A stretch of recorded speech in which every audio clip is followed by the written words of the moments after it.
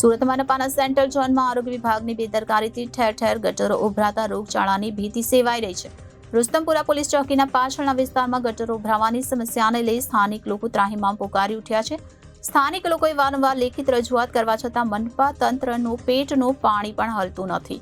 ચોમાસાની ઋતુ ચાલી રહી છે. મચ્છરજન્ય રોગચાળો ફાટી નીકળવાની દહેશત છે. તો ગટરના પાણી પીવાના પાણીની લાઇનમાં ભળી જવાનો ડર પણ સતાવી રહ્યો છે. તો મહાનગરપાલિકામાં વારંવાર રજૂઆત કરવા છતાં પણ કાર્યવાહી કરવામાં આવતી નથી. તો આરોગ્ય વિભાગ નિંદ્રામાં પોડી ગયું હોય તેમ લાગી રહ્યું છે. સુરત મનપાના સેન્ટ્રલ ઝોનમાં આરોગ્ય વિભાગની બેદરકારીથી ઠેર ઠેર ગટરો ઉભરાતા રોગચાળાની ભીતિ સેવાઈ છે. લાખો રૂપિયાના ખર્ચે ભૂગર્ભ ગટરો નાખવામાં આવી હતી, પરંતુ ગટરોનું કામ વ્યવસ્થિત ન કરાતા ઠેર ઠેર ગટરોના પાણી રસ્તા પર ફેલાય છે. તેના કારણે મચ્છરોનો ભારે ઉપદ્રવ થતા રોગચાળાની ભીતિ સેવાઈ રહી છે. ગટરો ઉભરાવાના કારણે માથું ફાટી જાય તેવી ખરાબ વાસ આવે છે. રુસ્તમપુરા પોલીસ ચોકીના પાછળના વિસ્તારમાં ગટર ઉભરાવાની સમસ્યાને લઈ સ્થાનિક લોકો ત્રાહિમામ પોકારી ઉઠ્યા છે.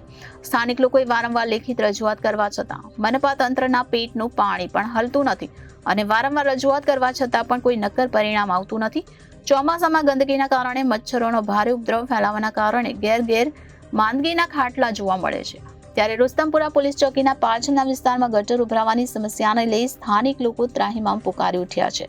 સ્થાનિક લોકોએ વારંવાર લેખિત રજૂઆત કરી છે, તેમ છતાં મનપા તંત્ર દ્વારા કોઈ કામગીરી કરવામાં આવતી નથી. તો ચોમાસાની ઋતુ ચાલી રહી છે અને મચ્છરજન્ય રોગચાળો ફાટી નીકળે તેવી દહેશત છે.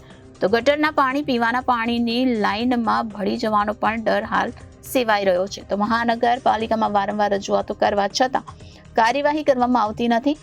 તો આરોગ્ય વિભાગ નિંદ્રામાં પોડી ગયું છે તેમ લાગી રહ્યું છે.